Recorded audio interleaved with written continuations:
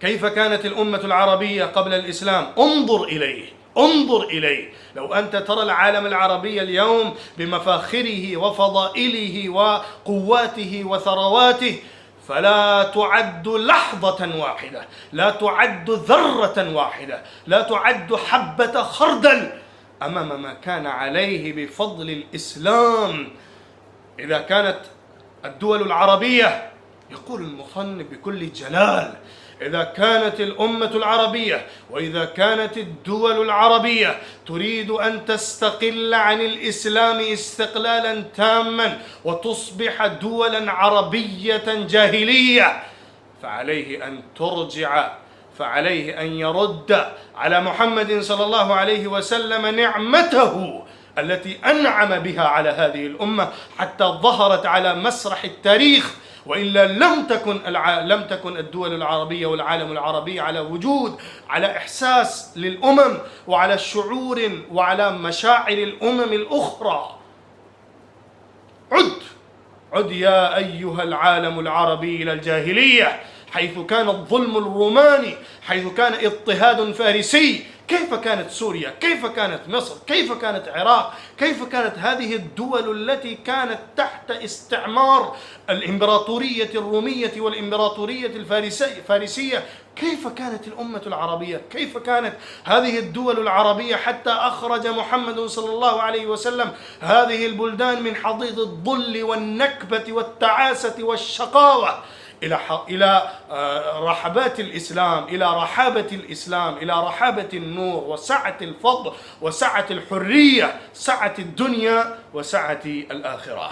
فإن هذا التاريخ المجيد وهذه الحضارة الزاهية وهذا الأدب الزاخر وهذه الدول العربية ليست إلا حسنة من حسنات محمد عليه الصلاة والسلام. أيها العالم العربي، لا وجود لك، لا مكان لك، لا موقع لك، لا حظ لك إلا بالانضمام إلى موكب الإسلام والاعتقاد بأن روحك محمد العربي صلى الله عليه وسلم. نهيه وجود حدود ثغور سي أسكا محمد عربي سه عالم عربي.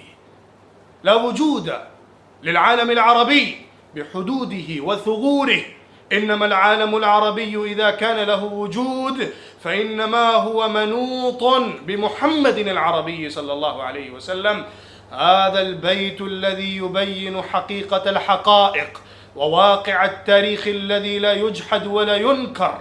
إذا أنت تعرف التاريخ، إذا أنت تقرأ وتطالع التاريخ ما قبل بعثة محمد صلى الله عليه وسلم للعالم العربي، وانظر إلى العالم العربي بعد بعثة محمد صلى الله عليه وسلم، واقرأ تاريخ المسلمين بعد الإسلام إلى يومنا هذا. الوجود، المكان، العظمة العظمة، المنزلة للعالم العربي لم تكن ولا تكون إلا بفضل الإسلام، وإلا لا وجود لها، لا مكان لها، لا عناية للأمم بها، فإنها لم تكن إلا حسنة من حسنات محمد صلى الله عليه وسلم. بعد ذلك، بعد هذا الاعتقاد الصحيح، لابد من تصحيح هذا الاعتقاد، لابد من إصلاح هذه الفكرة التي اعوجت وزاغت في الدول العربية، والعودة إلى هذه النظرية بل العقيدة إن روح العالم العربي محمد صلى الله عليه وسلم لا غيره، لا أمريكا ولا أوروبا ولا أستراليا ولا فرنسا ولا ألمانيا ولا فلان وفلان، لا نيوتن ولا نابلتون ولا فلان وفلان من العباقرة الذين ظهروا في العالم الأوروبي ونيطت الحضارة الأوروبية والعلوم الأوروبية بها. ليس للعالم العربي أي صلة بها.